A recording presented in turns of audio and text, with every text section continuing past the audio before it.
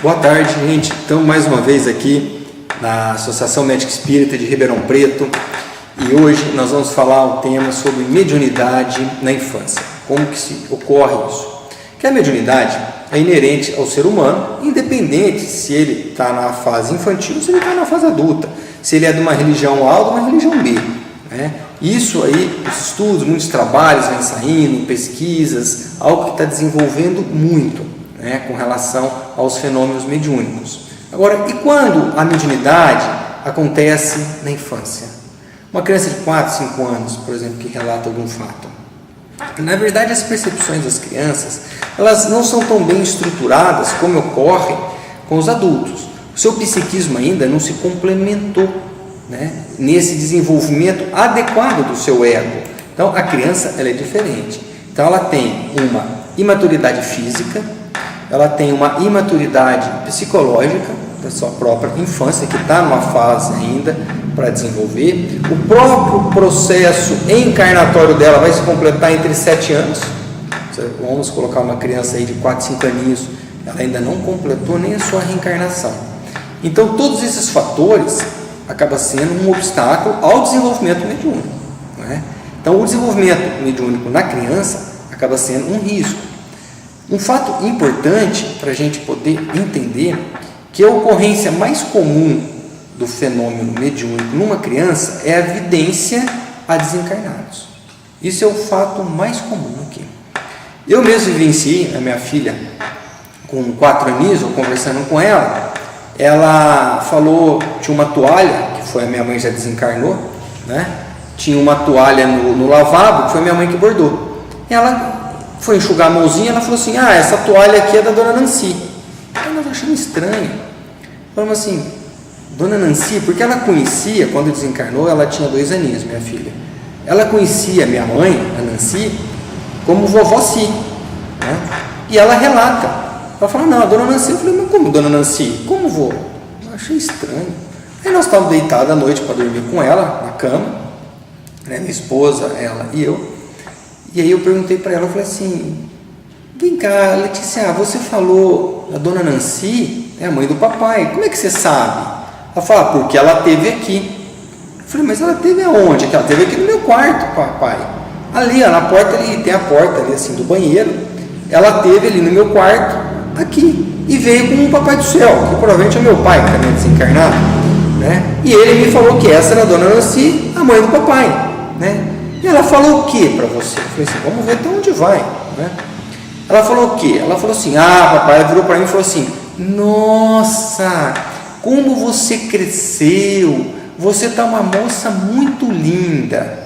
Que era, eu conhecendo a minha mãe, realmente era o fato que ela iria falar realmente para minha filha, porque ela já tinha desencarnado há 3 anos, ela conheceu a minha filha com 2, ela já estava com quase 5, 4 anos e pouco, então mudou muito a criança, não é? E os fatos lúcidos dela narrando com uma naturalidade. Muitas vezes a gente fica às vezes com medo de um desencarnado que apareceu para a criança às vezes não tem essa concepção. Para ela foi a vovó Dona Nancy que apareceu, o papai do céu, que provavelmente era o meu pai. Ela não tem essa muita concepção que morreu ou não morreu, porque ela ainda não encarnou a criança. Ela vai começar a ter a concepção da sua própria morte, psicologicamente dizendo, com 8 anos de idade, que ela sabe que ela pode morrer. Com 7 aninhos, 6, 7 ali, ela sabe que a mãe pode morrer, né? Mas ela mesma ainda não. Então você vê que tem fatos, e a evidência de desencarnados é o mais comum na mediunidade da criança. Agora, um fato importante é a gente compreender o que ela está falando, né? Então, quando os pais notarem algum processo, eles têm que ter um equilíbrio, e não falar, isso é bobeira, isso não pode acontecer, não fala mais isso. Não, vamos tratar com naturalidade, porque a criança pode passar por processos obsessivos também, e ela vendo desencarnados, muitas vezes processos obsessivos de mediunidade acaba desequilibrando. Então às vezes ela tem o sono muito agitado, alguns sintomas de que pode estar acontecendo alguma coisa, comportamento inabitual para a sua idade que acontece, muitas dores, às vezes doenças, algumas fobias, alguns medos inexplicáveis, e o pai procura médicos, ninguém sabe direito explicar, vamos então encaminhar para uma psicóloga. De repente ela fala que está vendo. Eu lembro a minha filha, quando ela tinha 2 aninhos e meio, ela falava que viu um palhaço na sacada. Eu falava, não, o palhaço às vezes ele vem, mas vai embora, não é assim não. Ela tinha meio receio de ir para o lado da sacada. Eu falava, não, papai, às vezes tem um palhaço. Eu falei, não, sabe como é que a gente faz? A gente sempre reza e o palhaço vai embora. E muitas vezes o palhaço é um espírito brincalhão, é um espírito que quer atormentar. Então a gente tem que tratar com naturalidade, não espantar e colocar, mais, entre aspas, minhoca na cabeça da criancinha. Né? E as crianças começam, quando acontece algum fato, elas mudam o seu comportamento, é notório. Então às vezes umas agressividades não típicas, uma hiperatividade fora do comum, uma agitação, medo de ficar sozinha, fala que está vendo alguns vultos, que tem alguém cutucando ela à noite, que ela desperta e tem medo e corre para o quarto dos pais. Então muitos detalhes da infância o pai tem que estar atento, então tem que ser o participativo, é o pai participativo, é a mãe participativa, evitar terceirizar a educação dos filhos. Tá? Então a criança, dentro desses transtornos, você vai lidar com naturalidade, conduzir, muitas vezes você pode levar para um centro espírita, sim, não para participar de reunião mediúnica, nunca se deve colocar uma criança em reunião mediúnica, nunca. Leva para o centro espírita para evangelização infantil junto com os outros pequenininhos, porque também a criança gosta de criança. Você vai colocar a criança para ver uma palestra, para ver um vídeo, por exemplo? Ela não vai. Então você brinca, fala de Jesus, toma o passe, toma a aguinha fluidificada, onde todos os amiguinhos ali vão tomar o passe, a água fluidificada, ensina a orar, colocando a mãozinha, fechando o olhinho. Então são coisas que a gente vem muito bem levando a criança.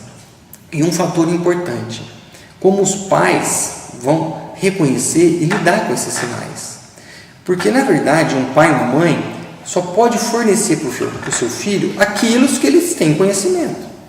Então, se eles não têm conhecimento de que morreu, acabou, você acha que morreu, acabou, não tem o conhecimento de que a vida continua, não tem o conhecimento que existe espíritos, que existe mediunidade, que existe processos obsessivos, fica muito difícil. Então, às vezes a gente vê crianças perturbadas, né, com psicólogos, muitas vezes psiquiatras, entrando com medicações, com remédio, e os pais, não sabem o que fazem, porque não têm esse conhecimento. E nós, na doutrina espírita, temos um pouco desse conhecimento espiritual e a gente vem aqui passar para vocês. Se o filho estiver acontecendo alguma coisa, procure alguém no centro espírita, troque uma ideia, lide com naturalidade. E sempre oriente os pequenininhos, a prece. Faça uma oração, faça o evangelho no lar para criar uma harmonia e ele vê que você está rezando, está falando de Jesus. Pega os livros infantis que tem, independente de qual religião você é um seguidor. Podemos também associar tratamentos espirituais, como o passe, a água fluidificada, levar para as aulas, harmonização e todo esse contexto, paciência, que eu sei que o pai que ama, a mãe que ama, tem paciência. Todo esse contexto, entender os contextos da vida. Um filho às vezes vem muito mais, não para nos dar trabalho, mas para nos ensinar, nos desenvolver a sensibilidade do amor. Uma boa tarde e até o próximo vídeo.